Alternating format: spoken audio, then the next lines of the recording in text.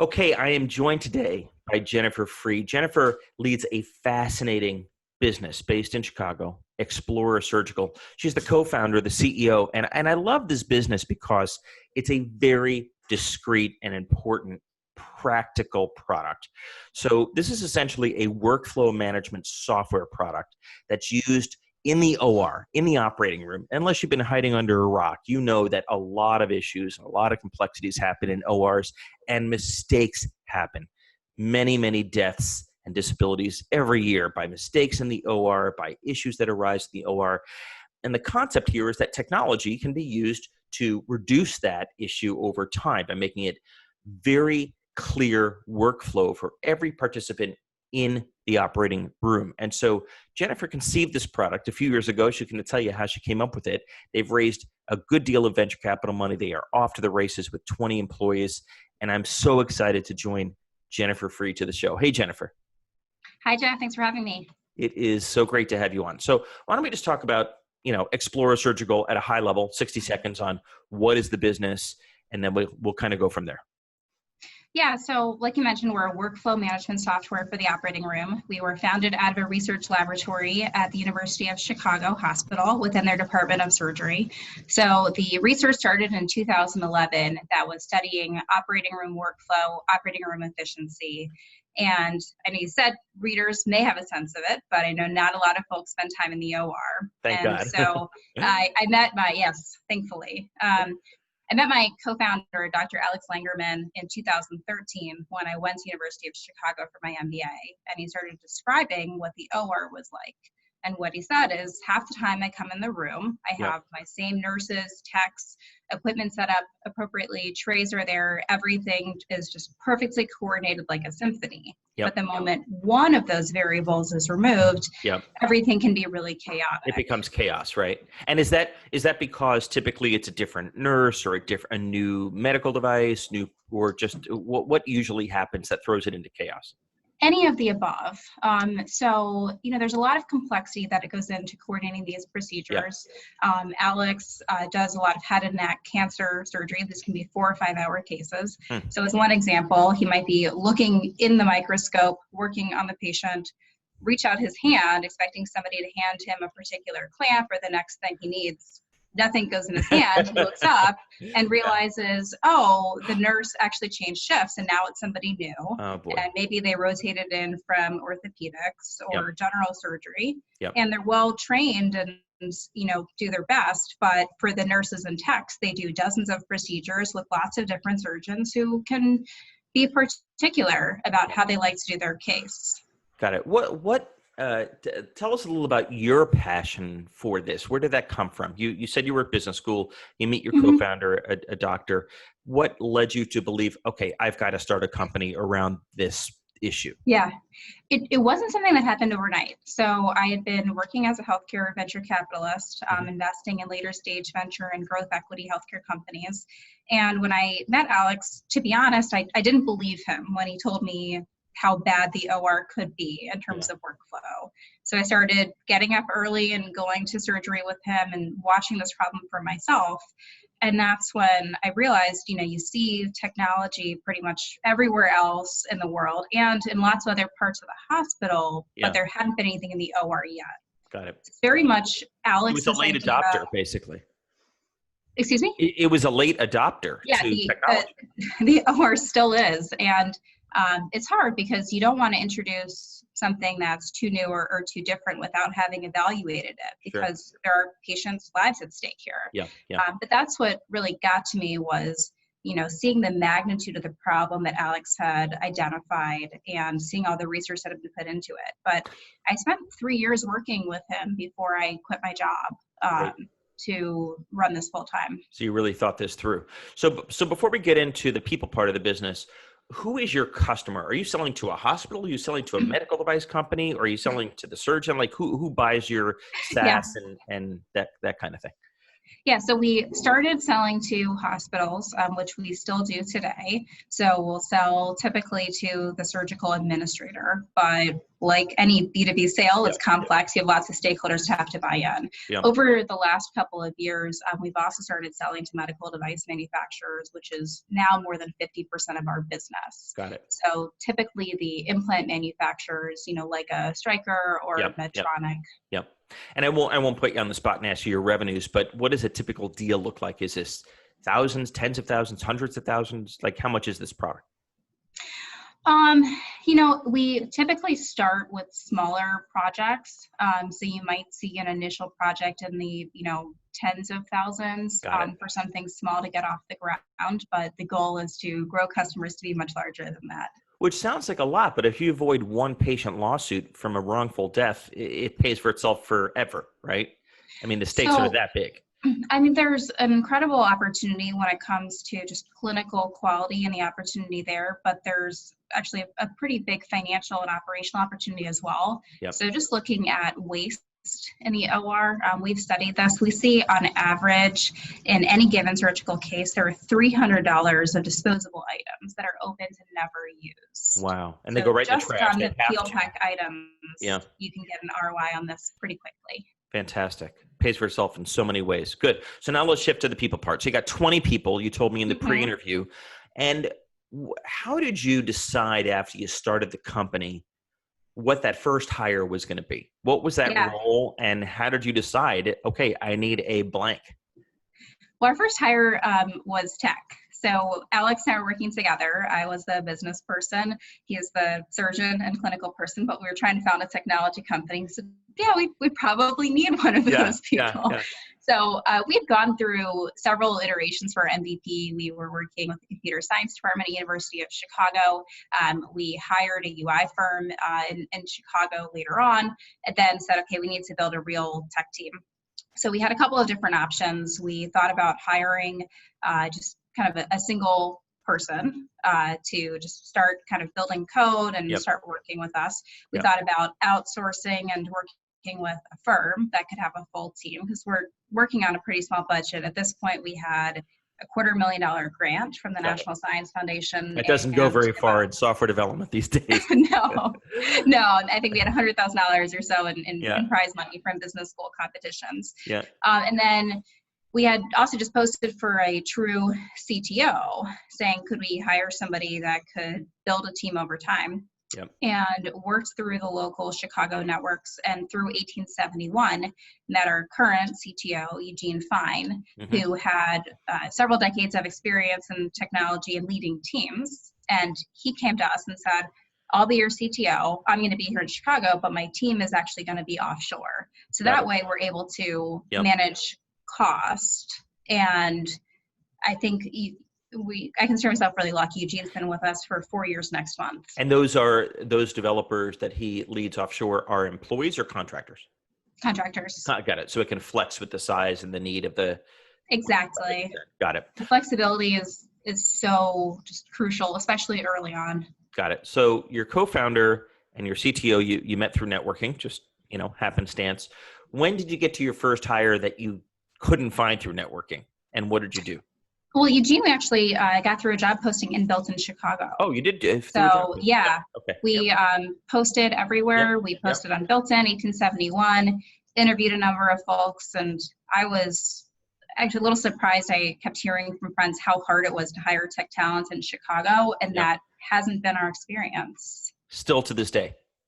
Still to this day. Granted, we're not building a huge tech team here. We have our tech leadership in Chicago, and Eugene has a great network. What's of the 20, what comes to mind as kind of the craziest way that you found or most creative way that you found someone to join the firm? Oh gosh. So hiring clinical folks to join our team is a challenge, because a lot of clinicians want to be practicing medicine.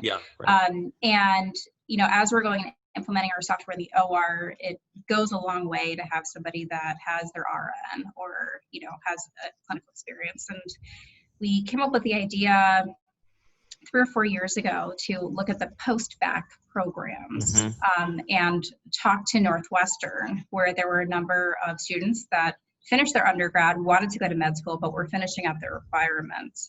And that has been a great recruiting pool for us that we didn't expect, where folks realize, I don't actually want to Yep. be a doctor, but I like being in a clinical setting. And as you know, they're Northwestern, so they're very smart. Yep, of course. And you've hired a number of people this way. Yeah. Got it. Great. That's a very unusual strategy. So you kind of fell into it. It worked once and you kept at it. Yeah, and we've now expanded to, other schools, but I think that's been a great pool of candidates for us, are folks that have their undergraduate degree, want to go to medical school, want to go a couple years later. And, we have somebody right now that graduated from Vanderbilt. It's been a great pool of talent for us. Tell us a little about your hiring process. So after you find candidates, regardless of how you find them, what are the steps, the main steps that you put them through?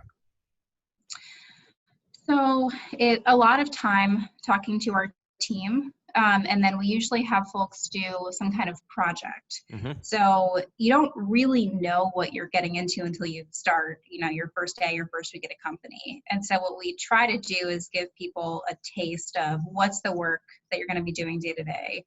And if folks struggle with that project or they don't enjoy it, then it's typically a sign it's not going to work well. And you do that after the interviews or before the interviews? It's usually between kind of the first round or two of interviews and your final interview. So often the final interview will be somebody taking that project plan or piece of work and presenting it to who their manager is. Got it. And what, if you had to guess, what % of people kind of bombed that test drive, if you will? I'd say 50%. 50%. So this is interesting. So they do well in the interviews, otherwise you wouldn't go to the next step. Mm-hmm. They do the test drive, half fall out at that point because they either don't enjoy it or just can't do it. Yeah, or we'll see a major red flag that comes up when they're doing the project. So if somebody's doing a project, we always say when we give somebody their homework, reach out to us if you have questions. We don't expect you to just know immediately what to do. Yeah. If somebody doesn't reach out at all or doesn't engage with us on the project and just comes and says, here, I did it, this is what it looks like, that's not really and if it's totally off base, that's just not the way we work as a company. We expect people to be collaborative and ask for help and not say, oh, I know exactly what I'm doing, I can do everything. Right. It's interesting. I have a number of clients that have said over the years, as I've recommended that they do a test drive, as you do, they'll say, oh, I could never ask candidates to spend that kind of time. Candidates are going to be offended. They're not going to want to invest a few hours. What would you say to those people to convince them that candidates will actually do this? Or have you found some candidates won't? If somebody's not willing to invest a few hours, then they're not invested in working here. Right. So, I don't want somebody that's just going to come here for a couple months. I want somebody that's really thinking about this as something long-term that they can grow into. And I expect folks to put in the time and be thoughtful. You wouldn't want a candidate just to show up having never spent 30 minutes or 60 minutes Googling you and Googling the company. Yeah, right. At minimum. Right. Then it's a signal, right? It's an important signal. Other than the competencies and skills that you might be assessing in interviews, in the test drive, what are you looking for, if anything, when it comes to the personality or the DNA of the individual? And how do you assess that? Yeah, it's tricky. We have 8 cultural tenets. They're put up and framed, rose gold frames, because that's what my assistant really likes, on the walls of our office when you come in. And we are looking for folks that, fit in well with our culture. And some of those things are, being collaborative, asking for help.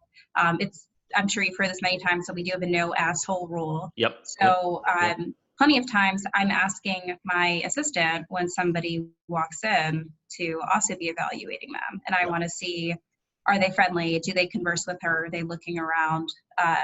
And we'll also have folks interview with people that they may not be reporting to directly, but working with across other functions. And so I'm really interested in, if I bring somebody in for sales, I sit them down with one of our customer success team members. Are they asking questions about the product? Are they asking about our customers? And so that would be a peer, like a peer interview? Yeah. Got it. Yeah. But in a different function. Yeah. Understood. So I'm guessing in the early days, you probably had everyone interviewing everyone. Now that you're at 20 people, that doesn't scale. Yeah. What is the number of interviewers that I'd probably meet with if I was interviewing there? Probably about 5. Got it. Including you? Are you still interviewing every single finalist? I am, with the exception of when I was out on leave. In that case, I had a couple of, there were a few hires that were made without me.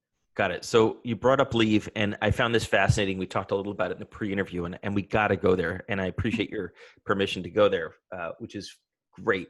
You're a founder, co-founder, CEO of this company, growing very quickly, raising venture capital money.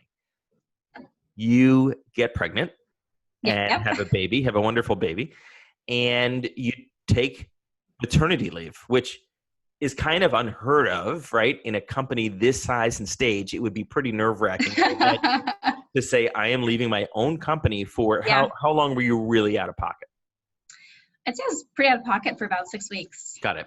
So tell us, like, how did you do it, right? Because it would strike me, I've started 4 companies, and I couldn't imagine being out of pocket for 6 hours or 6 days. How did you do it? Yeah. So, with pregnancy, you have lots of time to plan because you know something is coming. Yep. And one of the things that I specifically planned was raising a new round right around the time that my son Gabriel was born. We actually closed the round the day after he was born. Are you serious? I am very serious. You couldn't even have a glass of wine at the closing dinner. Nope. Thanks you to my lawyer, and thank you to DocuSign for making that a practical possibility. Yeah. But I did want to make sure that our team wasn't worried about runway in those first couple of months. And we spent a lot of time with all the different functional leaders sitting down and saying, what is this going to look like when I'm out? Who's going to be in charge of what? And specifically, what do you do to resolve a problem? Right. What's the biggest problem that came up while you were out for 6 weeks? Something that really made you say, oh boy. There wasn't anything that really made me say, oh boy. I mean, as a leader, I want our functional leaders to be able to be independent and run their functions and run them relatively independently. So I believe in giving each team a lot of autonomy. And looking at every decision that was made, would I have made every one of those decisions the exact same way? No. But we have a great team. And if you hire well, probably 80-90% of the decisions will be what you would have decided. Yeah. And, in some cases there were decisions that were made that weren't what I would have made, but they were actually better. Yeah. So, functional leaders are closer to what's happening day to day in each of their groups. And it was so healthy for me to take some time away from the business, which I needed as well, just physically and emotionally to spend the time with my son. But by having that time off, I was able to come back, and I came back slowly in stages. I'm happy to talk about that as that's relevant. But there were a lot of things that I came back to and said, you know what, I don't need to be in that meeting every It probably week. increased. I don't need to be in that meeting every month. It increased your confidence in your team by being out and the place wasn't burning down when you got back. Every single person stepped up so much. It was incredible to see our team rise to the occasion and really elevate. And it was incredible to see. Which is a great sign that you've hired well. Let's touch briefly on how did you do that re-entry? So after 6 weeks, you were pretty much out of pocket, maybe an occasional text here and there. What did you do after the 6 weeks?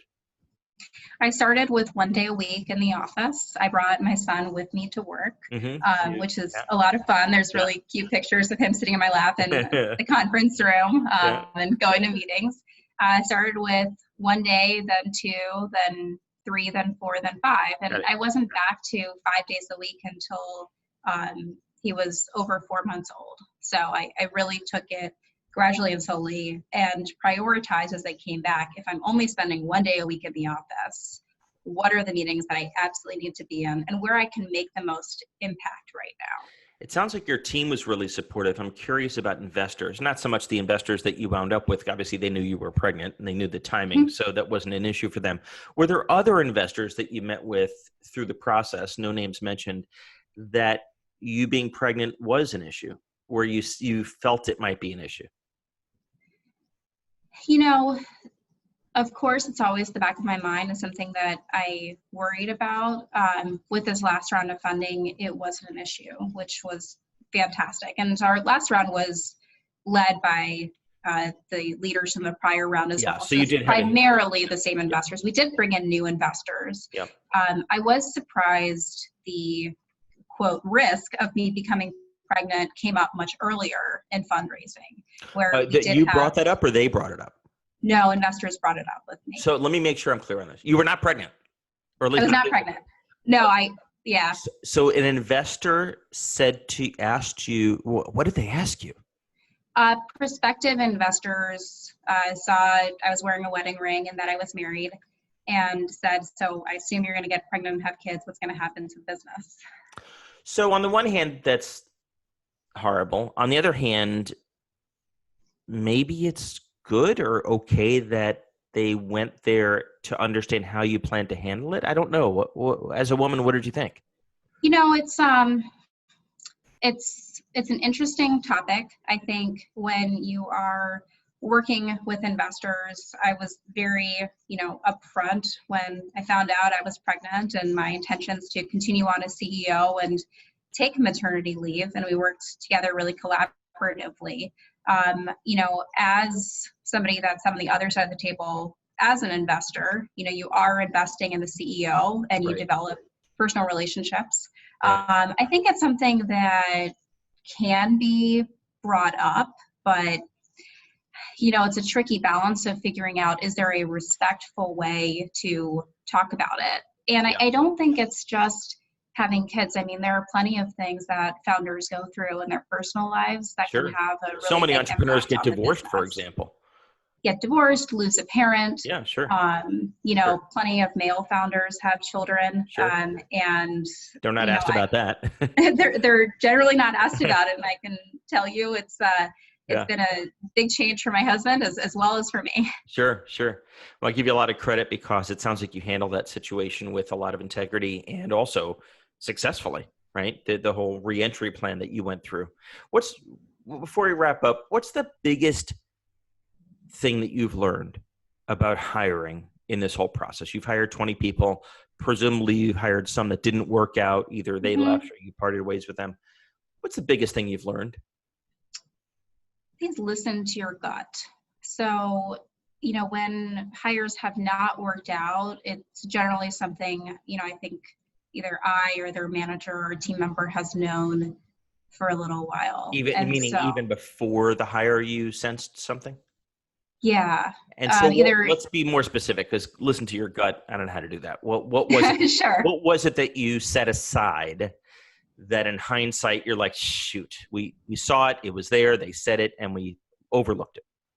So I think most of it has been on fit, but I think the challenge is when you're running a startup and you're hiring somebody, once you find the need of, okay, we need this person, we need that person yesterday. Yeah. And so I think there's times where we have rushed a hiring process because we were so desperate. Meaning what? You skipped interviews, you skipped the test drive, you skipped references, what did you skip? I think we should have interviewed more people. Oh, you should have looked at more candidates. Yeah, I think there were times where we should have cast a wider net. Mm-hmm. And, early on in the process, we said, okay, we've found, 5 or 7 candidates that we think are pretty good. Yep. And then you go through the process and you feel, okay, they're pretty good. Yep. But there's still, 1 or 2 things that are missing. And it's a challenge. And my director of operations, Brittany, will say when she's hiring for her clinical operations team, she's looking for a unicorn. She wants somebody that has a clinical background, that also has business background, that can come into a startup environment. Yep. And I think we've found when we have had longer processes and brought on more candidates to compare and contrast, I think that has really helped in some cases. Sometimes they hire somebody right away and it works well. But seeing a broad cross-section is helpful. Yeah. And I think not rushing to pull the trigger on a candidate because as a company, we're so strapped for time in finding somebody. Because in the long run, if that person doesn't work out, then the cost is immense. Crap, that you've wasted 3 months training them and getting them onboarded only to realize that hesitation is still there. Not to mention the other costs. They can really piss off customers or prospective customers, the rest of your employees. I've kept positions open for 6, 9, 12 months until we found the right person, which is super painful because you're asking everyone else to chip in. But I've always felt that was better than the alternative of kind of burdening them with a B player or someone who was not a cultural match. So completely. Well, Jennifer, I give you a ton of credit. Congratulations on the whole thing. How can people learn more about Explorer Surgical or get in touch? Yeah, you can go to our website, www.explorersurgical.com. You can reach out to me. I'm Jennifer at explorersurgical.com, and you can find both of us pretty easily on Twitter, LinkedIn, etc. I love it. Congratulations. Thanks for making the time. Thanks, Jeff.